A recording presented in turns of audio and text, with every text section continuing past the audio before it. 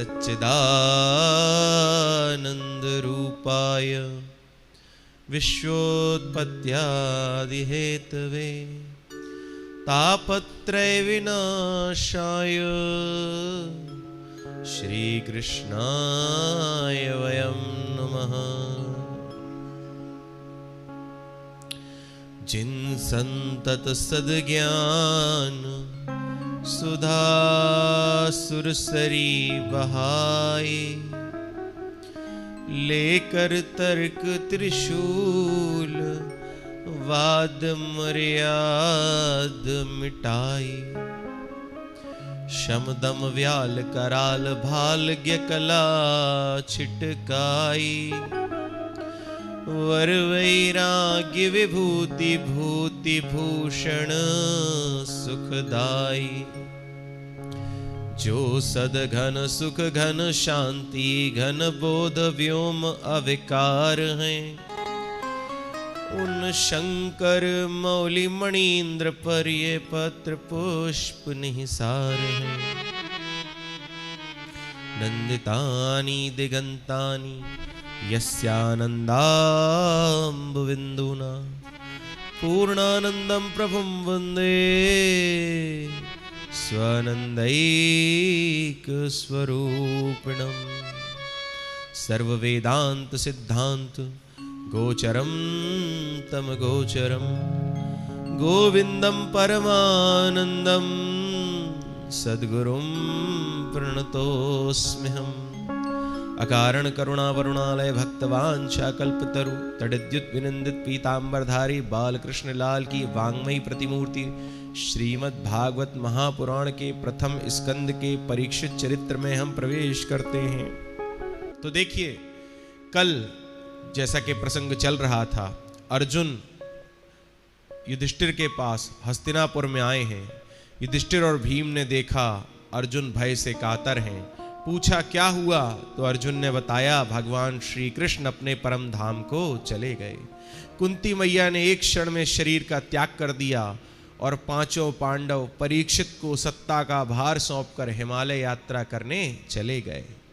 परीक्षित ने अपनी सत्ता संभाली। एक दिन विचार आया कि चलें अपने देश में भ्रमण किया जाए। वे जहां जाते अपने अनुभवी मंत्रियों के साथ, वे जिस नगर में जाते वहीं उन्हें अपने पूर्वजों की कीर्ति यश सुनने को मिलता। परंतु एक जगह परीक्षित ने बड़ा अटपटा दृश्य देखा कि एक गाय और बछड़े आंसू बहाते हुए रोते हुए जा रहे हैं। एक निर्दयी दुष्ट उनके पीछे उन्हें डंडों से मारता हुआ जा रहा है।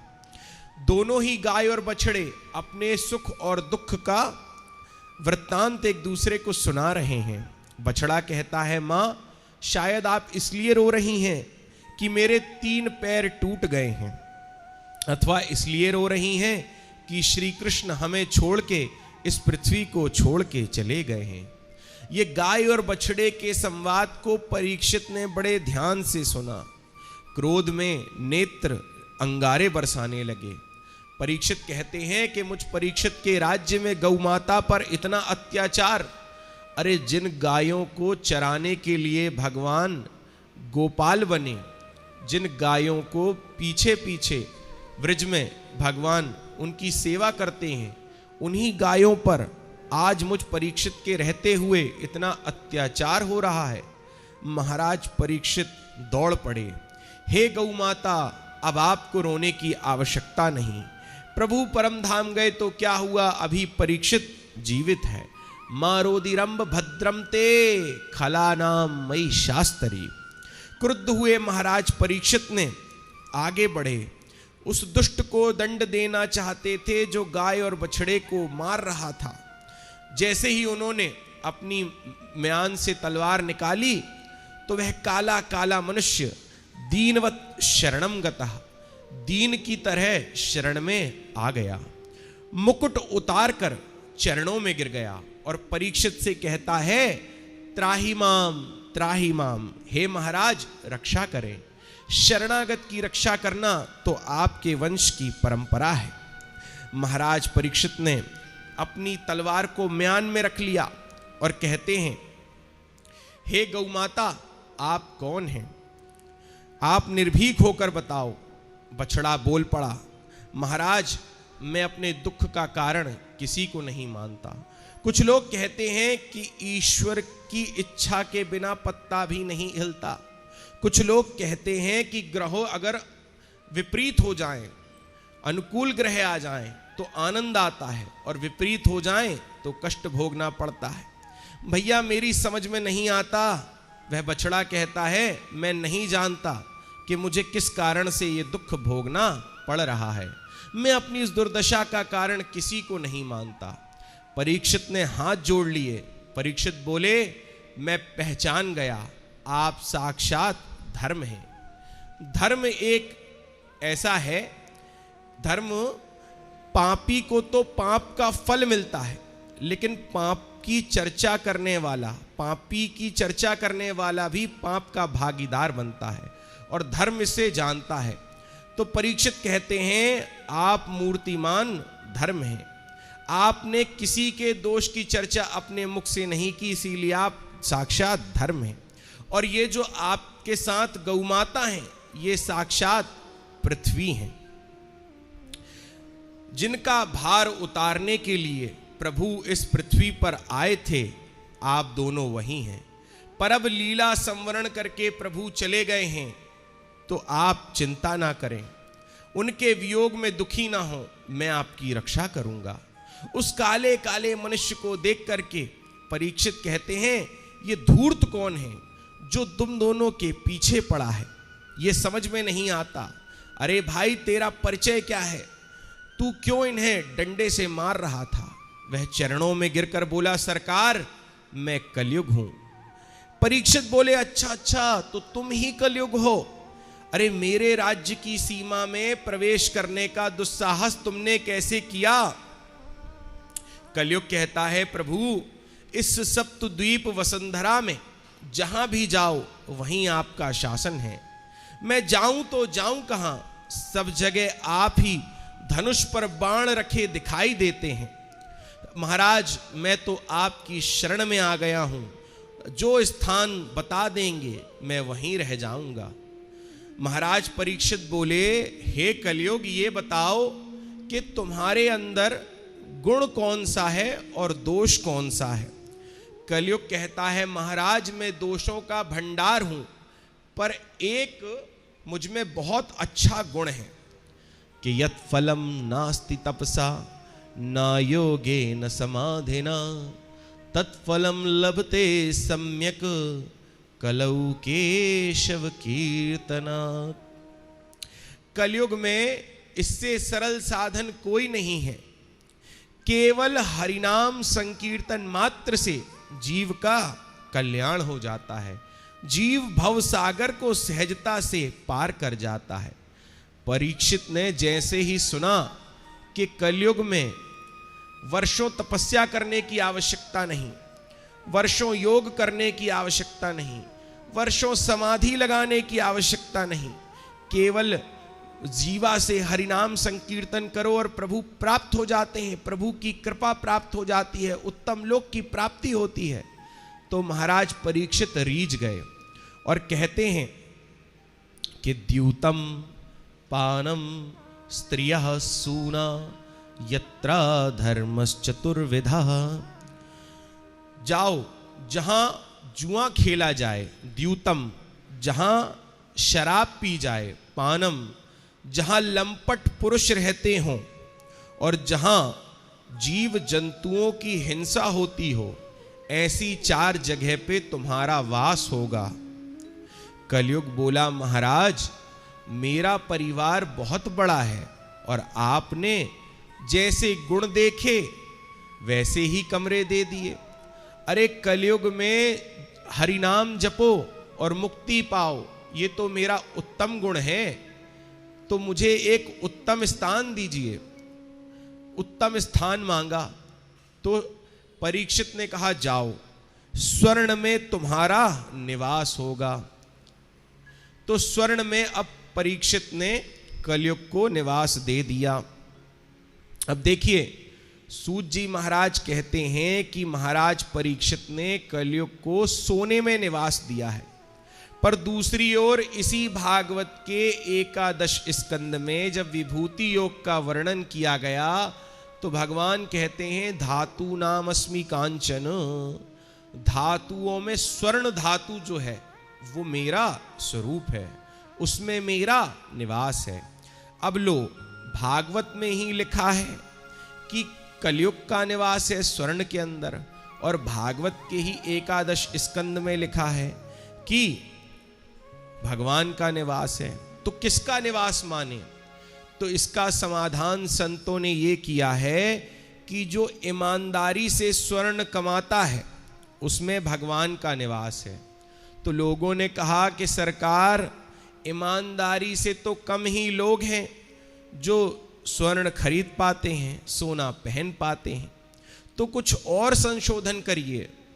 तो तुलसीदास जी ने संशोधन कर दिया, रामचरितमानस में एक संकेत कर दिया कि देखो भैया, संसार में ऐसी कोई वस्तु ही नहीं है जिसमें दोष ना हो। जड़ चेतन गुण दोषमय विश्व कीन कर तार। अगर हम भोजन करते हैं ना तो अन्न में भी दोष होता है। आप देखिएगा, जो जैन मुनि होते हैं या जो जैन समाज होता है वो सूर्यास्त होने से पहले भोजन कर लेते हैं, और जो जैन मुनि होते हैं वो अपने मुंह पे सफ़ेद कपड़ा सा लगाते हैं। क्यों? उनका मानना है कि कीटाणु जाते हैं। तो अन्न में भी दोष है, हम अन्न खाते हैं, अन्न में भी दोष है। वस्त्र पहनते हैं, वस्त्र में भी दोष है।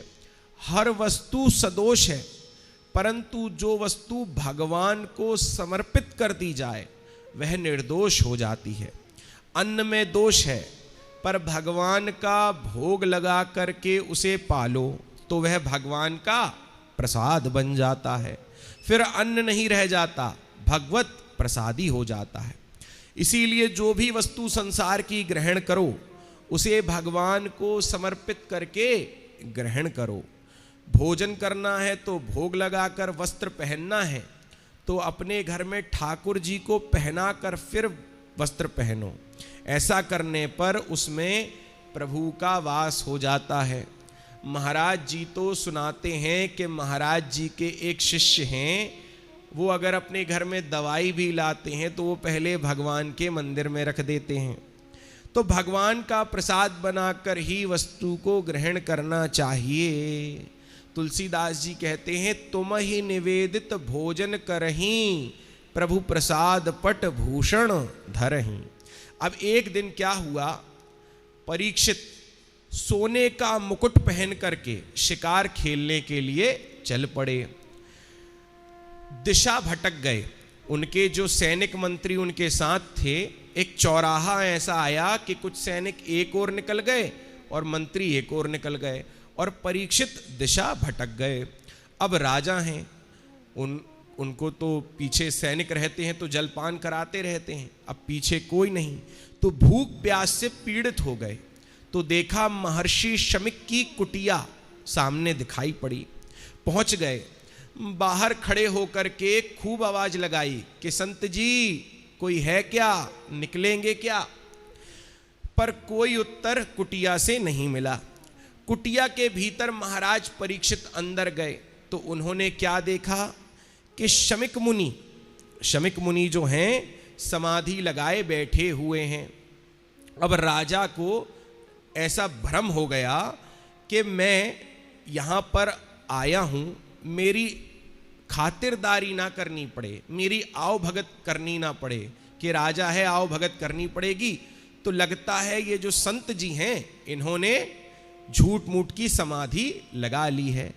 मृषा समाधिर आहोस्वित, इनकी ये झूठी समाधि है। ये मेरा शब्द सुन रहा है पर आंख बंद करके इसलिए बैठ गया है कि कौन सेवा में लगे, देखूं असली है कि नकली है। तो क्या किया, ऋषि की परीक्षा लेने के लिए, शमिक मुनि की परीक्षा लेने के लिए एक मरा हुआ सर्प उठाया और उनके गले में बाण से उठा करके उनके गले में डाल दिया। पर महात्मा भी असली थे, और उनकी समाधि भी असली थी, उन पर कोई अंतर नहीं पड़ा। महाराज परीक्षित तो चले गए। संत को समझने में अगर भूल हो जाए तो ग्रंथ कहते हैं कि अगर संत को समझने में भूल हो जाए तो समस्या, तो भयानक परिणाम होता है। यहाँ लिखा है कि असली को नकली समझ बैठे तो खतरा, और कहीं नकली को असली समझ बैठे तो खतरा। रामचरितमानस में प्रताप भानु की कथा आती है। इसमें नकली संत को, पाखंडी महात्मा को असली समझ लिया। पाखंडी महात्मा के चक्कर में पड़ करके राजा प्रताप भानु का सर्वनाश हो गया। और यहाँ असली संत को नकली समझ बैठे तो परीक्षित का अपयश हो गया, परीक्षित की दुर्गति हो गई। अब क्या हुआ कि जब परीक्षित ने अपने बाण से मरा हुआ सर्प उठा करके शमिक मुनि के गले में डाला, तो इस जो घटना थी इसे एक बालक ने देख लिया, और वो बालक जो है वो शमिक मुनि के पुत्र के पास दौड़ा दौड़ा गया। शमिक मुनि उस समय कौशिकी नदी के जल में थे, ठीक है, ध्यान पूजन में लगे थे, संध्या आदि कर रहे थे। तो उस बालक ने शमिक मुनि के पुत्र को बताया कि तेरे पिताजी के साथ परीक्षित ने बड़ा अपमान कर दिया। कौशिकी नदी का जल अपने हाथ में शमिक मुनि के पुत्र ने लिया और महाराज परीक्षित को भयंकर श्राप दे दिया। कौशिक्याप उपस्पृश्य वाग्वज्रम विससर्जः कि इति लंघित मर्यादम तक्षकः सप्तमे हनि दंशति स्म कुलांगारम चोदितो में तदद्रुवम। लिखा है इति लंघित मर्यादम तक्षकः सप्तमे हनि, जैसे मरा हुआ सर्प डाल करके मेरे पिता का अपमान परीक्षित ने किया, ऐसे ही सर्प के द्वारा आज से 7वें दिन सर्प काटने से इसकी मृत्यु हो जाएगी। तुम्हारे पूर्वजों ने परीक्षित सर्वदा संतों की चरण रज को अपने मस्तक पर धारण किया और तूने संतों का ही अपमान कर दिया। शमिक मुनि के पुत्र ने ऐसा सोच करके श्राप दे दिया। अब यहां पर लिखा है कि श्राप देकर, जल छोड़कर पुत्र शमिक मुनि के पास जब आए, शमिक मुनि के पुत्र जब कुटिया में शमिक मुनि के पास आए तो देखा पिताजी के गले में मरा हुआ सर्प पड़ा है।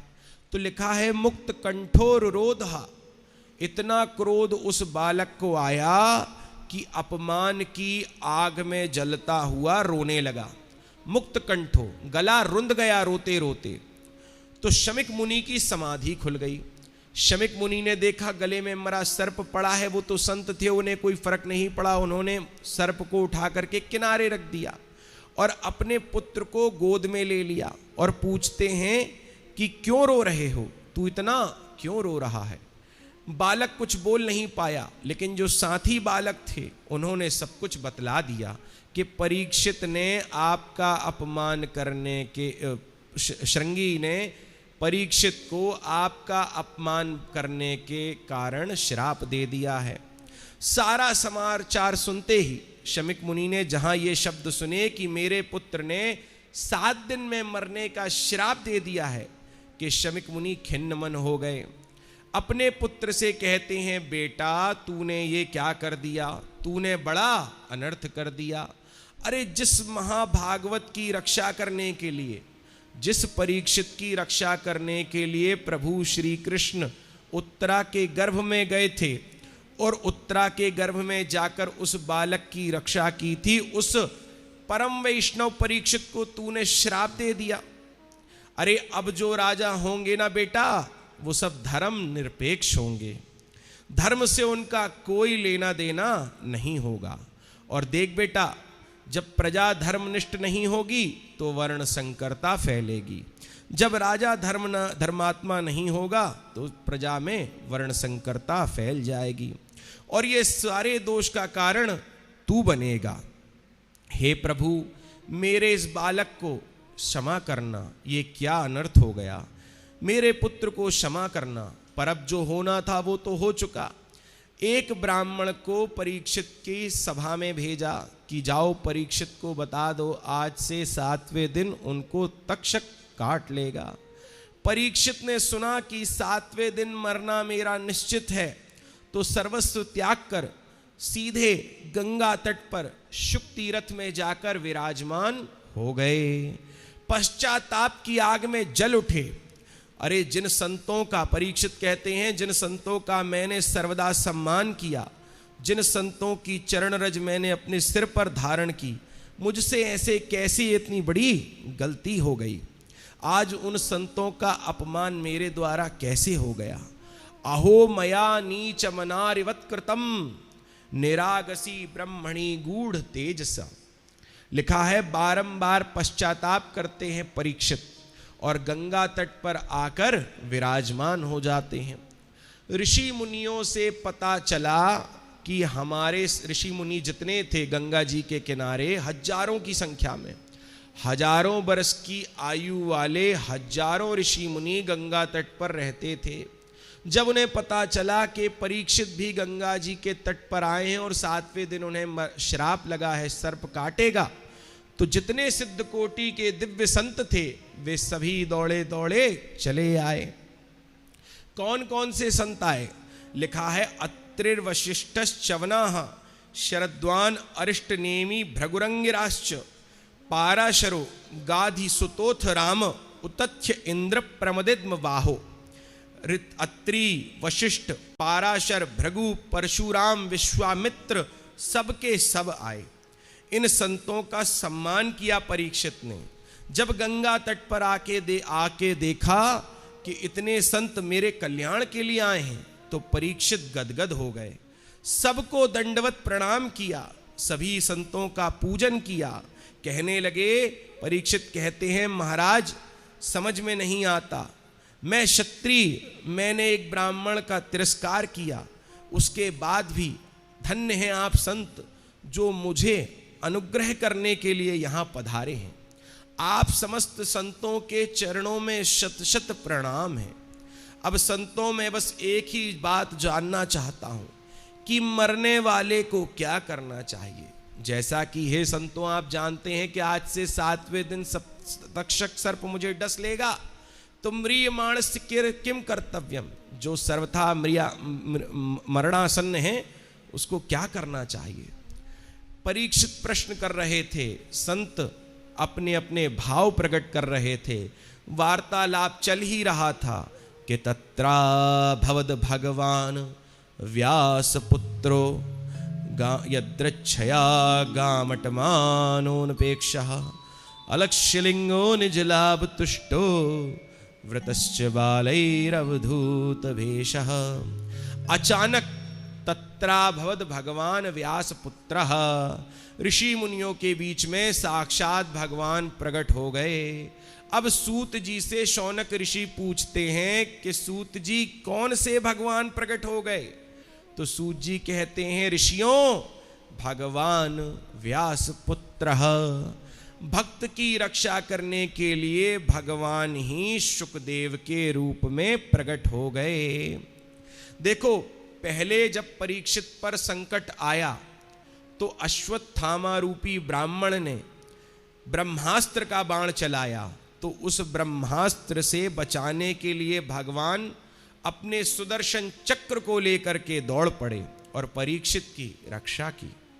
अस्त्र का संकट अश्वत्थामा के द्वारा आया तो सुदर्शन रूपी अस्त्र से रक्षा करी, और इस बार ब्राह्मण ने वाणी रूपी वज्र का प्रयोग किया है, तो इसलिए शुकदेव जी जो अपनी वाणी से प्रभु के शास्त्र, प्रभु की गुणगानों का कथन करते हैं, ऐसे ही शुकदेव जी बनकर प्रकट हो गए। पहले शस्त्र से बचाया, अब शास्त्रों का वर्णन करके शुकदेव जी के द्वारा भगवान ने परीक्षित को बचाया। व्यास पुत्र शुकदेव जी के रूप में भगवान पधारे। कैसे आ रहे हैं शुकदेव जी?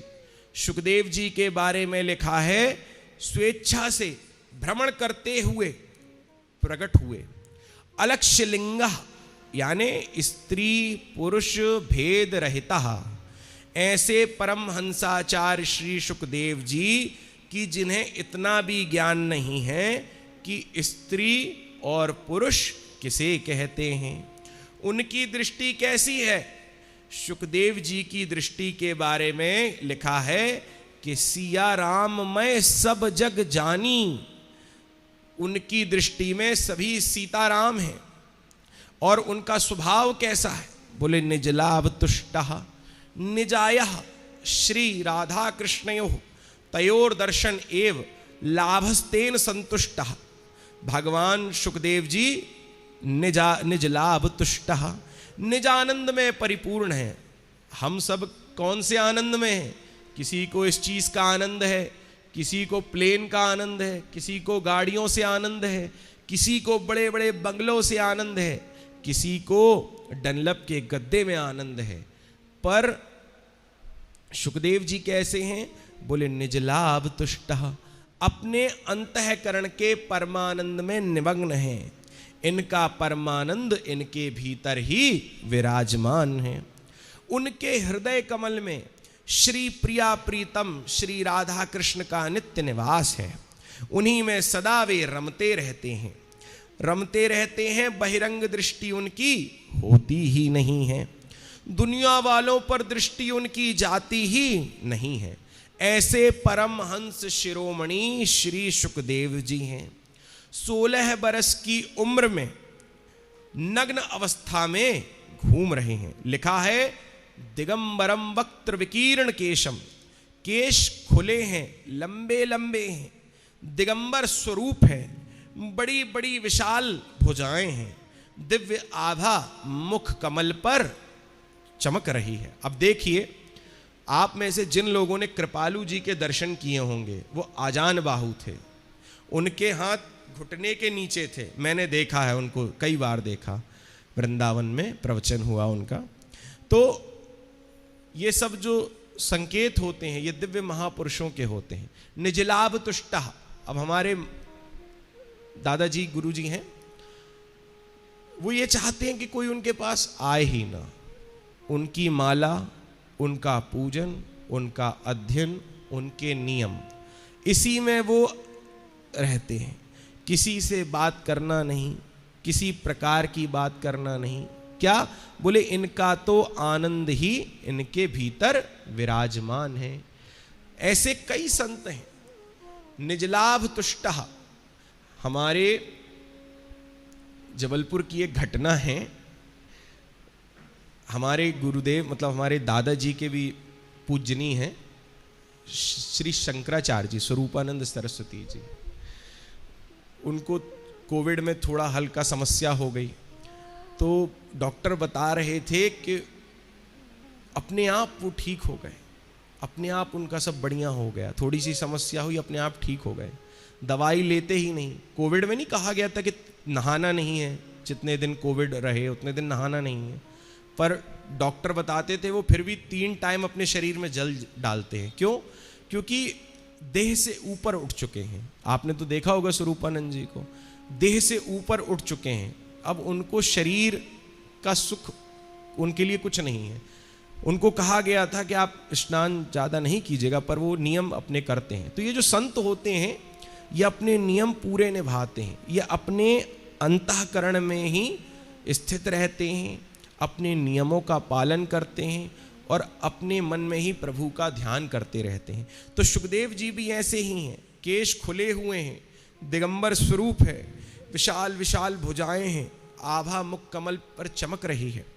इस मुख कांति को, सुखदेव जी के दिव्य सुंदर सांवले स्वरूप को जब स्त्रियां देखती हैं, कन्याएं देखती हैं, तो आकर्षित होकर के उनके पीछे चल पड़ती हैं। और जब बच्चे देखते हैं तो क्या कहते हैं? नंगा बाबा आ गया। ताली बजा करके कहते हैं नंगा बाबा आ गया। बच्चों की भीड़ पीछे लग जाती है। पर सुखदेव जी को कोई अंतर नहीं पड़ता। देवियां देख के उनको मोहित हो रही हैं तो भी उन्हें कोई मतलब नहीं, और बच्चे उनके पीछे दौड़ रहे हैं, नंगा बाबा आ गया। कोई रेता फेंक रहा है, बच्चे होते हैं, पर उन्हें कोई फर्क नहीं। क्यों? क्योंकि सुखदेव जी तो परमहंस हैं। ऐसे श्याम विग्रह स्वरूप सुखदेव जी का परीक्षित ने दर्शन किया। परीक्षित के साथ वहां पर जितने भी संत थे उनकी आयु 10-10, 5-5 हजार वर्ष की थी, लेकिन वो भी जब 16 वर्ष के परीक्षित को देखते हैं तो उठ खड़े होते हैं उनके सम्मान में। परीक्षित ने देखा कि ये 16 वर्ष का बालक यहां पर आया और 10-10 हजार वर्ष की आयु वाले संत महात्मा खड़े हो गए सम्मान करने के लिए। तो परीक्षित ने भी तुरंत खड़े होकर के सुखदेव जी को दंडवत प्रणाम किया। लिखा है, सा विष्णुरातो आतिथय आगताय तस्मई सपर्याम शिरसा जहार ततो निवृत्ता है बुद्धा स्त्रियोर्भका महासने सोप विवेश पूजिता। यहां पर परीक्षित ने दंडवत प्रणाम किया, सुखदेव जी को सुंदर आसन पर बिठाया, षोडशोपचार पूजन किया। जब महाराज परीक्षित का पूजन कर लिया और तो उन बालकों ने क्या देखा, उन स्त्रियों ने देखा कि हमारे राजा परीक्षित जो हैं वो सुखदेव जी का सम्मान कर रहे हैं। अब चलो इनको पीछा छोड़ो, नहीं तो देख लिया कि सुखदेव को पीछे पीछे चल रहे हैं, परेशान कर रहे हैं, तो परीक्षित दंड ना देते हैं। सभी बालक सभी स्त्रियां चले गए। सुखदेव जी कहते हैं कि प्रभु हमें आपका चरणोदक मिल जाए और आपके वचनों की गंगा में गोता लगाने को मिल जाए तो हमारा कल्याण हो जाए। सुखदेव जी कहते हैं, परीक्षित बैठने की देर नहीं हुई और तुमने प्रश्नों की झड़ी लगा दी। तो परीक्षित कहते हैं, सुखदेव जी आप 2 घड़ी से ज्यादा कहीं रुकते भी तो नहीं हैं, इसीलिए मैं आपसे प्रश्न कर रहा हूं। सुखदेव जी से परीक्षित ने प्रश्न किया कि ये शाम संस्मरणात् पुंसाम सद्यः शुद्ध्यन्ति वै गृहः किम पुनर्दर्शन स्पर्श पाद शौचासनादिभिः। प्रभु आपका स्पर्श मिल गया, आपका दर्शन मिल गया, आप सुंदर आसन पर बैठ गए। अब ये बताइए कि म्रियमाणस्य किम कर्तव्यम पुरुषस्य यत् कार्यम म्रियमाणस्य सर्वथा। जो मरणासन्न है उसे क्या करना चाहिए। सुखदेव जी परीक्षित के इन प्रश्नों को सुनकर के विमुग्ध हो गए, गदगद हो गए। सुखदेव जी कहते, वरीयानेश ते प्रश्न कृतो लोक हितो नृप। सुखदेव जी कहते हैं, परीक्षित तुमने ये प्रश्न जो किया है ना, ये अपने लिए नहीं किया है, ये तुमने प्राणी मात्र के कल्याण के लिए किया है। देखिए, परीक्षित ने सुखदेव जी से ये नहीं कहा कि मैं आज से 7वें दिन मुझे तक्षक सर्प काटने वाला है, मेरे कल्याण का मार्ग बताएं। वे कहते हैं कि जो प्राणी मात्र है उसका कल्याण कैसे हो, लोक हितो संसार का कल्याण कैसे हो। तो यहां पर श्री सुखदेव जी कहते हैं कि राजन निद्रया ह्रियते नक्तम व्यवायेन चवावयः देवाचार्थे हया राजन कुटुंब भरणेन वा।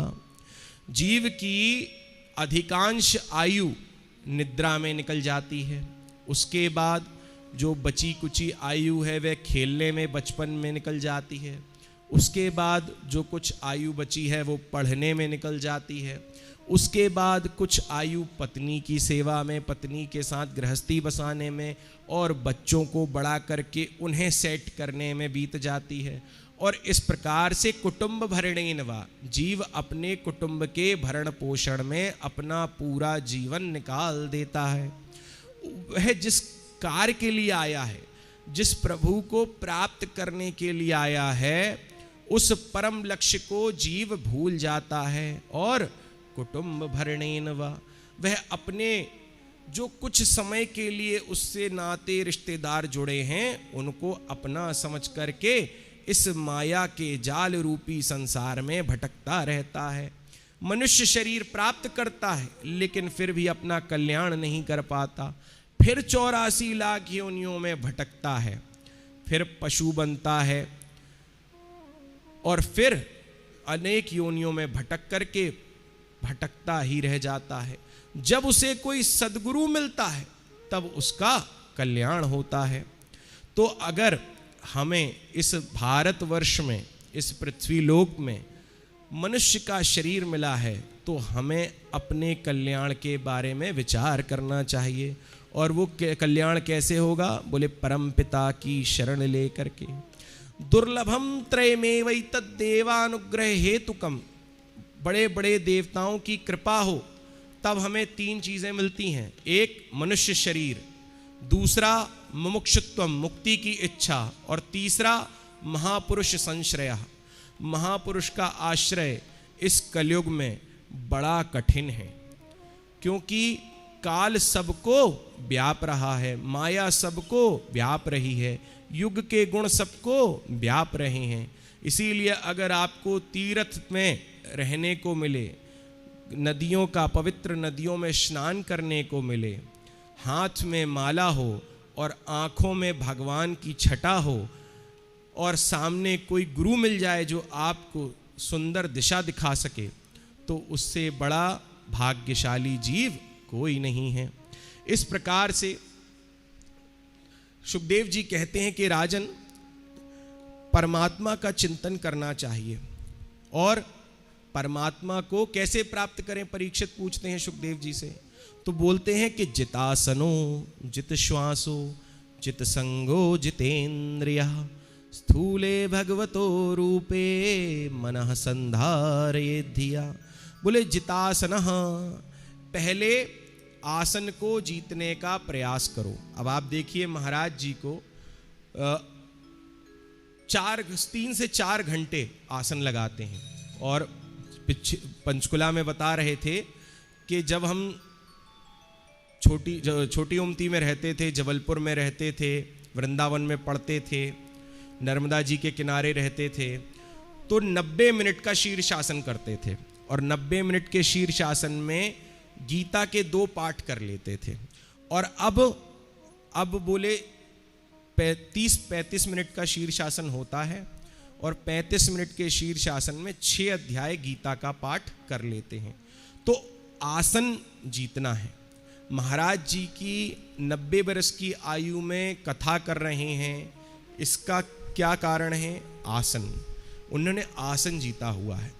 घंटों घंटों बैठ के जप करना, घंटों बैठ के अध्ययन करना। 3:30 बजे महाराज जी का गेट खुलता है, तो हम 3:30 या 3:45 बजे प्रणाम करने जाते हैं। हम प्रणाम करके रोज वापस आ जाते हैं, उन्हें ये नहीं पता चलता कि हम प्रणाम करके चले गए। वो पुस्तक में ऐसे ही देखते रहते हैं, हम प्रणाम करके चले भी जाते हैं, है ना। तो घंटों आसन लगा करके अध्ययन करते हैं। तो जितासना, उन्होंने अपने आसन को स्थिर बना लिया है। जित श्वासो, श्वास पर उनका कंट्रोल है, क्योंकि प्राणायाम और योग उन्होंने किया ही है। जित श्वासो जित संगो, अब परीक्षित से सुखदेव जी कहते हैं असंग होना पड़ेगा, असंग होना पड़ेगा। और अगर संग करना है तो अपने प्रभु का। हम लोग जो है ना, हम लोग संग चाहते हैं। आप देखते हैं कि हमें कोई ना कोई साथी चाहिए। कुछ लोग कहते हैं वृंदावन आश्रम में बड़ा मजा आता है, हरिद्वार आश्रम में मजा नहीं आता। तो क्या है, वृंदावन आश्रम में सामने बिल्कुल परिक्रमा मार्ग है, बिल्कुल राधे राधे राधे की धुन चलती रहती है, और ये स्थान बिल्कुल शांत है। और अभी तो फिर भी ठीक है, महाराज जी हैं। कभी यहाँ ठंडियों में आइए तो यहाँ बैठे रहेंगे ना, तो आपको कार्यालय नहीं दिखाई देगा, बिल्कुल शांत एकदम। तो ऐसे स्थान पर योगी रहते हैं। आप देखिए ऋषिकेश में, हरिद्वार में, गंगा जी के उस पार जहाँ पेड़ झाड़ झंकाड़ियाँ हैं, वहाँ छोटी छोटी गुफाएं बनी हुई हैं संतों की, और वे अकेले रहते हैं। ज़्यादा वस्त्र उनके नहीं रहते। ठंड में भी मैंने देखा है कि कोई अगर आके सेठ जी कोई स्वेटर दे गए तो पहन ली, एक शॉल ओढ़ करके अपना बढ़िया प्राणायाम करते हैं, अपना योग करते हैं, अपना भजन करते हैं। तो जितासनो जित श्वासो जित संगो, हे परीक्षित, पहले तुम्हें संग असंग होना पड़ेगा, अपने संग को जीतना पड़ेगा। क्योंकि संग को जीत लोगे, एकांत में रहना सीख जाओगे, अपने प्रभु का ध्यान चिंतन अपने मन में करने लगोगे, तो उस प्रभु से तुम्हारा प्रेम निकटता बढ़ती चली जाएगी। और अगर संग करोगे पोते का, पोती का, बेटे का, बहू का, पत्नी का, सास का, ससुर का, पिता का, माता का, तो क्या होगा? बोले असंग नहीं हो पाओगे, संग नहीं जीत पाओगे। हमारा जिससे संग होगा, जिससे हमारी मैत्री होगी, हम उसी के जैसे हो जाएंगे। हमारा जैसा व्यक्ति होगा वही हमें आकर्षित करेगा। तो प्रभु से जुड़ना है तो प्रभु के ग्रंथों में, प्रभु की कथाओं में जुड़ जाओ। प्रभु से अपना संग जोड़ लो और संसार से बोले असंग हो जाओ। तो जितासनो परीक्षित, आसन को जीतो, श्वास को जीतो, संग को जीतो। और जितेंद्रियः, अपनी इंद्रियों को जीतो। सबसे बड़ी प्रबल इंद्रियां महाराज जी कौन सी बताते हैं? बोले रसना और वासना। ये जो जीव है ना, ये बहुत सारे स्वाद चाहती है। ये जो नेत्र हैं ये सुंदर से सुंदर दृश्य देखना चाहते हैं। ये जो कान हैं ये मनमोहक गीत सुनना चाहते हैं। तो हमारी इंद्रियां जो है ना वो संसार की तरफ जुड़ी हुई हैं, हमें उनको जीतना है, अपनी रसना को कंट्रोल करना है। रसना को कंट्रोल करेंगे तो वासना भी कंट्रोल हो जाएगी। अब महाराज जी के साथ हम रहते हैं तो महाराज जी का भोजन पहले तो कई बरस तक समझ में ही नहीं आया। समझ में ही नहीं आता था कि एक ही जैसा भोजन दोनों टाइम 365 दिन। क्यों? महाराज जी जितेंद्रिय हैं। कितना भी फल, फ्रूट, दूध, दही, घी कुछ भी रखा हो उन्हें हाथ ही नहीं लगाना। मिठाई कितनी भी रखी हो ले जाओ, विद्यार्थियों तुम खा लेना, ब्राह्मणों तुम खा लेना, जाओ बाहर मंदिर में बांट आओ। तो ये क्या है? बोले जितेंद्रिय। सब कुछ है लेकिन फिर भी कुछ पाने की चाह नहीं है। तो सुखदेव जी ने बताया प्रभु को प्राप्त करना है, अपना कल्याण चाहिए तो आसन जीतो, श्वास को जीतो, अपने संग को जीतो और अपनी इंद्रियों को जीतो। परीक्षित ने पूछा प्रभु फिर क्या होगा? तो बोले स्थूले भगवतो रूपे मनः संधारे धिया। भगवान के, राधा कृष्ण के, सीताराम के स्थूल स्वरूप में तुम्हारा मन लगेगा, भगवान के विग्रह में तुम्हारा मन लगेगा। जिसका मन संसार से हटा हुआ है उसी का मन परमात्मा में लगा हुआ है। इस प्रकार से सुखदेव जी ने परीक्षित के प्रश्नों का उत्तर दिया। राजीव जी सुंदर सा भजन सुनाएंगे और उसके बाद विदुर चरित्र।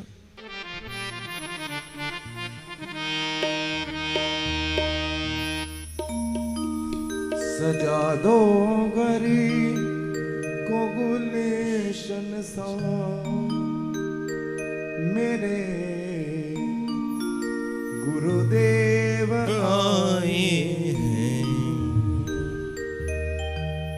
सजा दो गरी को गुलेशन सा, सजा दो गरी को गुलेशन सा मेरे गुरुदेव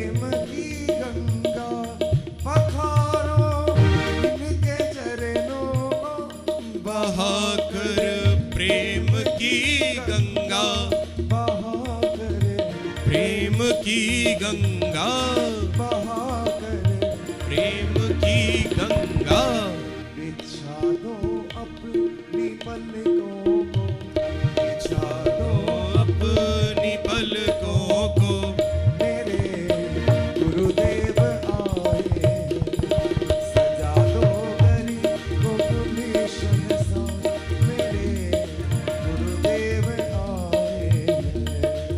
ताली लगा।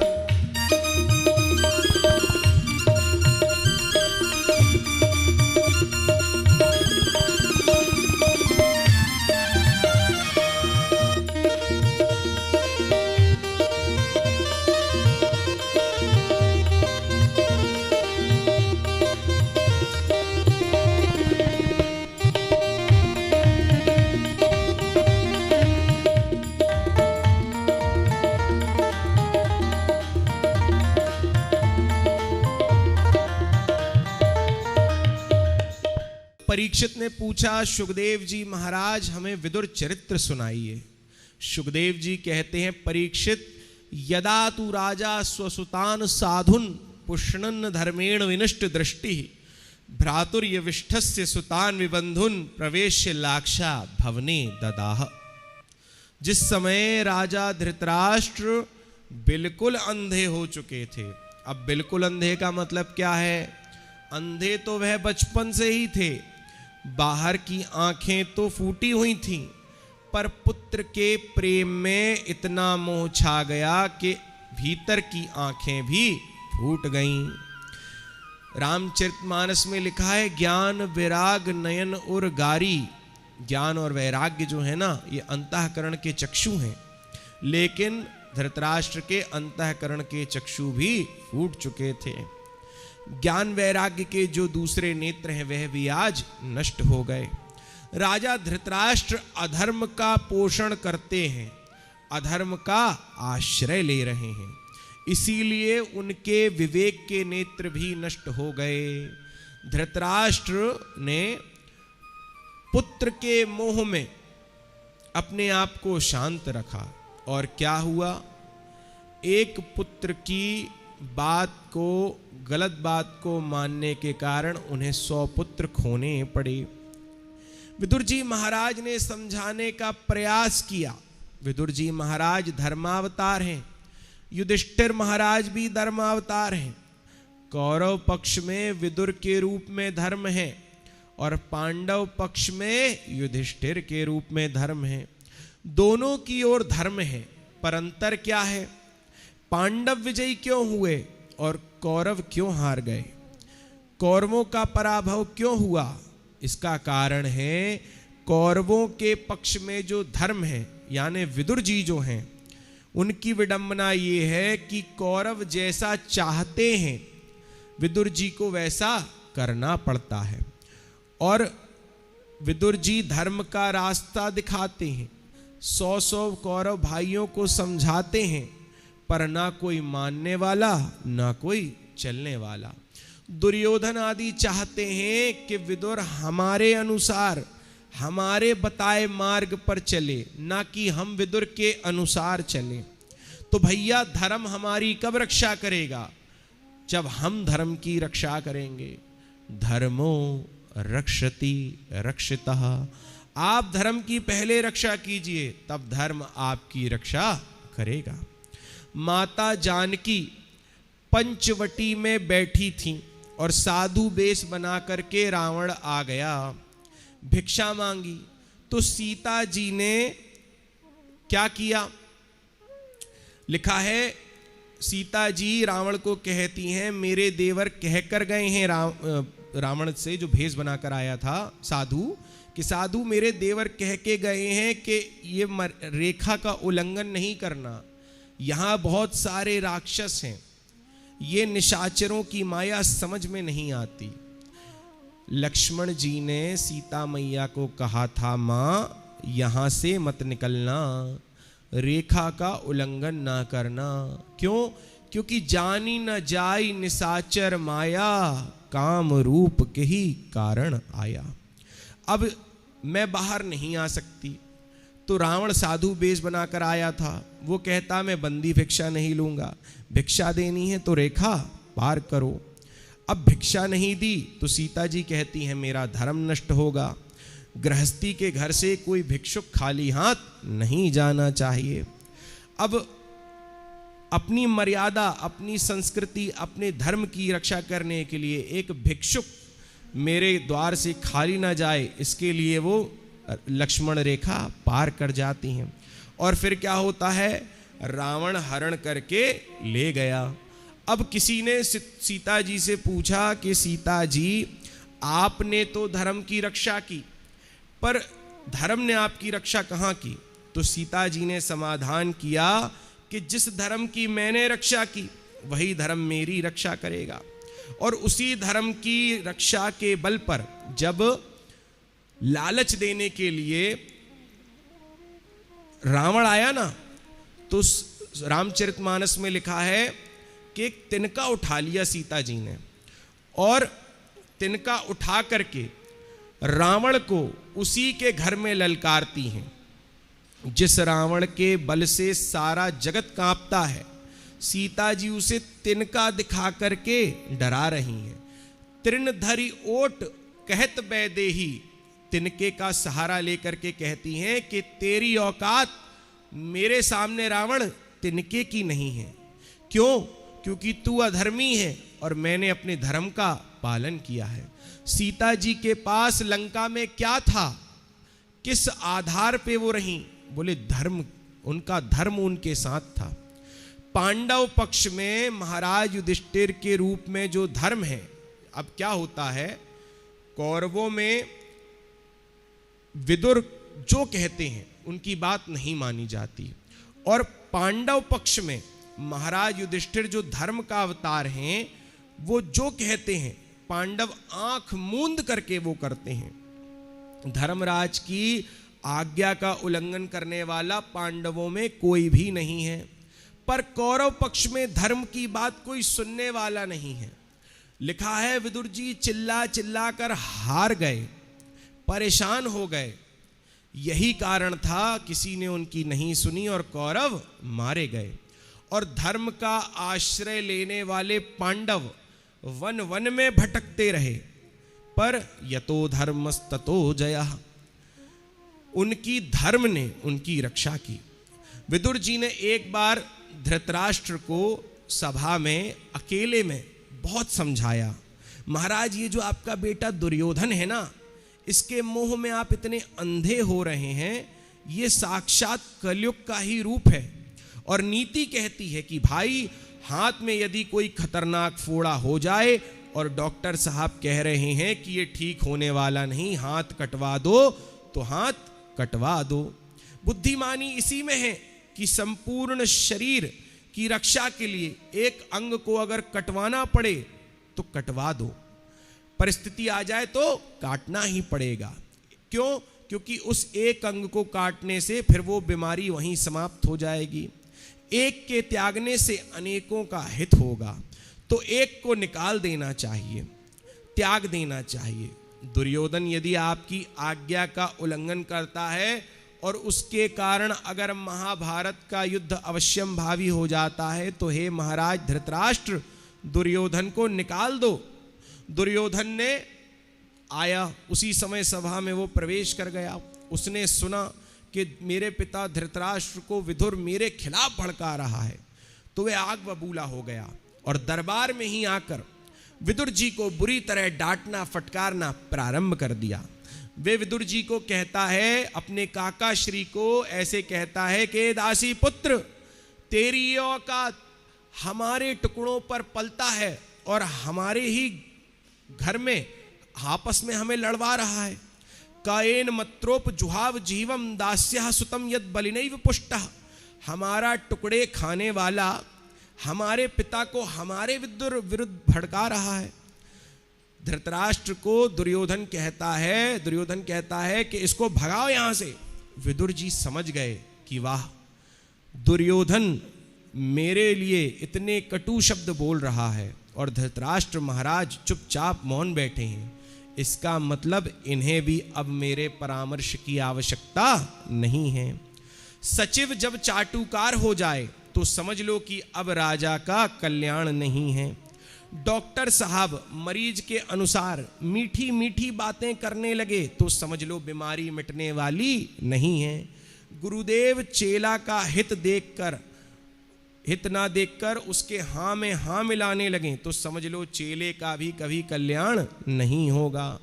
रामायण में लिखा है, सचिव वैद्य गुरु तीन जो प्रिय बोलहि भय आस, राज धर्म तन तीन कर होई बेग ही नास।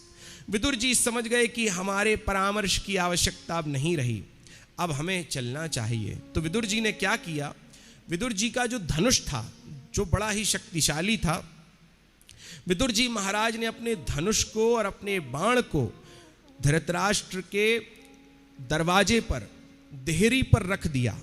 अब धनुष बाण क्यों दरवाजे पर रख दिया, इसलिए रख दिया कि यदि मैं धनुष बाण को लेकर के जाता हूं तो कहीं कौरव और महाराज धृतराष्ट्र ये ना समझ बैठे कि शायद पांडवों से मिलने जा रहा है, पांडवों के गुट में शामिल होने जा रहा है। इसलिए धनुष बाण दरवाजे पर रखकर कह दिया कि अब तो हम ना पांडवों के पक्ष में हैं ना कौरवों के पक्ष में हैं, हम निष्पक्ष हैं।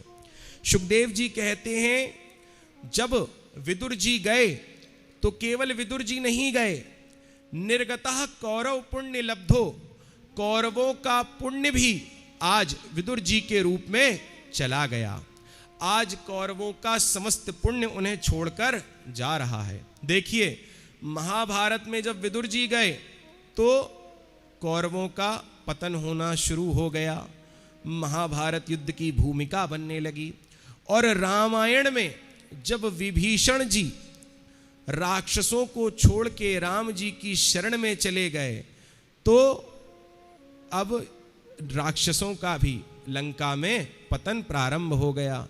जब तक निशाचरों में राक्षसों में विभीषण जी लंका में रहे तब तक उन राक्षसों का हित था, और जैसे ही विभीषण ने राक्षसों का परित्याग किया तो तुलसी बाबा कहते हैं, अस कही चला विभीषण जबहि, आयुहीन भये सब तबहि। विभीषण ने लंका को त्यागा कि निशाचरों की आयु समाप्त होने लगी। विदुर जी ने कौरवों को त्यागा, कौरव भी पुण्यहीन हो गए। विदुर जी ने गृह त्याग किया और तीर्थ यात्रा के लिए निकल गए। इसके बाद यमुना के तट पर जा रहे थे कि अचानक उन्हें उद्धव जी दिखाई पड़ गए। उद्धव जी को देख करके उन्हें अपने हृदय से लगा लिया और विदुर जी कहते हैं, मेरे श्री कृष्ण कन्हैया कैसे हैं, पांडव कैसे हैं, यदुवंशी कैसे हैं। क्योंकि विदुर जी को नहीं पता था श्री कृष्ण परम धाम को चले गए, महाभारत समाप्त हो गई। तो उद्धव जी ने जैसे ही श्री कृष्ण का नाम विदुर जी के मुख से सुना, उनकी आंखों से आंसू बहने लगे। उद्धव जी कहते हैं, विदुर जी धिक्कार है हम यदुवंशियों को, श्री कृष्ण हमारे साथ 100 साल से भी अधिक रहे, 114 साल रहे ना, मथुरा में 14 बरस और द्वारका में 100 बरस, इतने बरस हमारे साथ रहे, लेकिन फिर भी हम भगवान श्री कृष्ण की भगवत्ता को नहीं पहचान सके। और अंत में क्या हुआ, बोले यदुवंशी आपस में ही लड़के मर गए। चतुः पंचावशेषतः, कुछ 4-5 ही बचे यदुवंशियों में, करोड़ों यदुवंशी थे, लड़के चतुः पंचावशेषतः, तो पूरा वंश नष्ट हो गया। विदुर जी को उद्धव जी ने बताया, श्री कृष्ण परम धाम चले गए। विदुर जी को श्री कृष्ण की समाधि लग गई। उद्धव जी कहते हैं, विदुर जी जब श्री कृष्ण अंतिम समय में अंतिम उपदेश दे रहे थे तो उन्होंने आपकी याद की थी और कहा था कि जब मैं हस्तिनापुर गया था तो विदुर जी ने और विदुरानी ने मेरा बड़ा स्वागत किया था। विदुर जी की आंखों से आंसू छलछलाए। वे कहते हैं, उद्धव जी भगवान श्री कृष्ण महान हैं, उनके जैसा कोई योगेश्वरेश्वर नहीं हो सकता। अरे हमने क्या खिलाया था पता है, सूखा बथुआ का साग खिला दिया था, और विदुरानी तो ऐसी भाव विभोर हो गई कि उल्टे पटे में बिठा दिया और केला फेंकती जाए और छिलका खिलाती जाए। पर प्रभु ने हमारी उस तुच्छ सी गलती को अपना स्वागत मान लिया, हमारे भाव को देखा। उद्धव जी कहते हैं, विदुर जी अंतिम समय में श्री कृष्ण कह के गए हैं कि मैत्रेय मुनि आपको उपदेश करेंगे। विदुर जी कहते हैं, उद्धव जी मैत्रेय मुनि कहाँ मिलेंगे? तो उद्धव जी कहते हैं, विदुर जी हरिद्वार में। तो मैत्रेय से भेंट हो जाएगी कहीं ना कहीं, हरिद्वार चले जाओ। उद्धव जी बद्रीनाथ चले गए और विदुर जी सीधे हरिद्वार आ गए। हरिद्वार में गंगा के तट पर भ्रमण करते करते मैत्रेय मुनि से भेंट हो गई। मैत्रेय मुनि ने विदुर जी को देखा, उठकर खड़े हो गए। विदुर जी महाराज का स्वागत किया। मैत्रेय मुनि से भेंट की और कहा कि भगवान, मैं आपसे कुछ प्रश्न करना चाहता हूं। सुखाय कर्माणि करोति लोको नातहि सुखम वान्यदुपामरम वा उपारमम वा विंदेत भूयस्ततएव दुखम यदत्र युक्तम भगवान वदेन्नः। मैत्रेय मुनि, मुझे ये बताइए कि हर जीव सुखाय कर्माणि, सुख के लिए कर्म करता है, करोति लोको नातहि सुखम वान्यदुपावरम वा, पर जीव को सुख नहीं मिलता, ऐसा क्यों है? तो मैत्रेय मुनि कहते हैं कि दुखालयम अशाश्वतम, ईश्वर में आनंद है। ईश्वर क्या है? बोले सिंधु सुख राशि। पर जीव क्या है? माया के वशीभूत होके इस दुख रूपी संसार को सुख का स्थान मान लेता है। यह सुखालय है ही नहीं, ये तो दुखालय है। क्यों? देखिए, महाराज जी के पास 3 लोग आए अपने माता पिता के साथ, ठीक है। एक माता पिता कहते हैं इसकी शादी नहीं हो रही, ठीक है। थोड़ी देर बाद दूसरा आए, वो कहते हैं ये शादी हो गई है, बेटा और बहू हैं, बच्चा नहीं हो रहा। फिर तीसरा एक और आया, वो कहता है महाराज जी शादी हो गई, बेटी हुई है, बेटा नहीं हो रहा। तो सभी दुखी हैं, ठीक है ना। जितना प्राप्त होता है उतना ही कम लगता है। मृग मरीचिका, मृग तृष्णा है। जैसे गर्मियों में रोड पर हम चलते हैं तो दिखता है आगे जल है, पर वो जल नहीं होता, वो एक द्वंद्व होता है, उसको हम जल समझते हैं, पर आगे जाके देखते हैं तो गाड़ी जब वहां पहुंचती है तो कोई जल नहीं। तो यहां पर मैत्रेय मुनि कहते हैं कि विदुर जी ये दुखालय है, इसमें आप सुख मांगोगे तो सुख नहीं मिलेगा। प्रभु ही सिंधु सुख राशि हैं, उनसे ही सुख प्राप्त हो सकता है। इसके बाद विदुर जी महाराज को मैत्रेय मुनि ने सृष्टि का वर्णन किया। भगवान नारायण की नाभि से ब्रह्मा जी प्रकट हुए। विदुर जी ने पूछा कि सृष्टि कैसे शुरू हुई? तो मैत्रेय मुनि कहते हैं नारायण के नाभि कमल से ब्रह्मा जी प्रकट हुए। ब्रह्मा जी ने सृष्टि की इच्छा प्रकट की तो भगवान के ज्ञान को आत्मसात करके सबसे पहले ब्रह्मा जी ने अपने संकल्प से सनक सनंदन सनातन सनत कुमार को प्रकट किया। चारों से ब्रह्मा जी ने कहा, ब्रह्मा जी कहते हैं बच्चों सृष्टि करो। चारों सनकादि ऋषि कहते हैं हम चक्कर में नहीं पड़ेंगे, भजन करेंगे। ब्रह्मा जी को क्रोध आ गया कि हमारे पुत्र हमारी आज्ञा नहीं मान रहे। इतना क्रोध आया कि उनकी क्रोध ही भ्रकुटी का भेदन करके भगवान शिव के रूप में प्रकट हो गया। अब शिव जी को ब्रह्मा जी ने देखा तो शिव जी को देखकर ब्रह्मा जी ने कहा आपका नाम होगा रुद्र और आपका काम है सृष्टि का विस्तार करना। अब शिव तो भोले हैं, भोले बाबा हैं, उन्होंने क्या किया? भूत प्रेत डाकिनी पिशाचिनी की सृष्टि प्रारंभ कर दी। ब्रह्मा जी घबरा गए, बोले बस करो महाराज, इतनी खतरनाक सृष्टि हमें नहीं करवानी, आप तो भजन करो। भोले बाबा भगवान के भजन में बैठ गए। अब की बार ब्रह्मा जी ने 10 ऋषि पुत्रों को जन्म दिया, ऋषियों को। उनका नाम क्या है? मरीचि, अत्रि, अंगीरा, पुलस्त्य, पुलह, क्रतु, भृगु, वशिष्ठ, दक्ष और देवर्षि नारद। अपनी वाणी से ब्रह्मा जी ने परम सुंदरी कन्या सरस्वती को प्रकट किया तथा अपनी छाया से महामुनि कर्दम को प्रकट किया। ये सब ब्रह्मा जी की मानसी सृष्टि है। उसके बाद विधाता ने, ब्रह्मा जी ने अपने वामांग से कन्या और दक्षिणांग से पुरुष को जन्म दिया। इन्हीं का नाम हुआ मनु और शत्रुपा। मनु शत्रुपा से ही मानवीय सृष्टि का विस्तार हुआ। इसीलिए मनु पुत्र होने के नाते हम लोग मानव कहलाते हैं। आजकल कुछ लोग कहते हैं कि मनुस्मृति के हिसाब से हम नहीं चलेंगे, कहते हैं हम मनुवादी नहीं हैं। इसका मतलब वह अपने को मनुपुत्र नहीं मानते, तो वह अपना स्वयं हिसाब लगावें कि वह अपने आप को किसकी संतान मानते हैं। इस संसार में मानव मात्र मनु के पुत्र हैं। अब मनु और शत्रुपा से 5 संतानें हुईं, आकुति, देवहूति, प्रसूति, और 2 पुत्र हुए, प्रियव्रत और उत्तानपाद। एक दिन मनु महाराज ने ब्रह्मा जी से प्रार्थना करी कि प्रभु मैं सृष्टि तो विस्तार करना चाहता हूँ, पर करूँ कैसे? ये जो हिरण्याक्ष नाम का राक्षस है ये पृथ्वी का हरण करके ले गया। तो ब्रह्मा जी को छींक आई। ब्रह्मा जी की नासिका से एक वराह छोटा सा शिशु निकला जो विशाल रूप में प्रकट हो गया। उसने हिरण्याक्ष से इस पृथ्वी का उद्धार किया।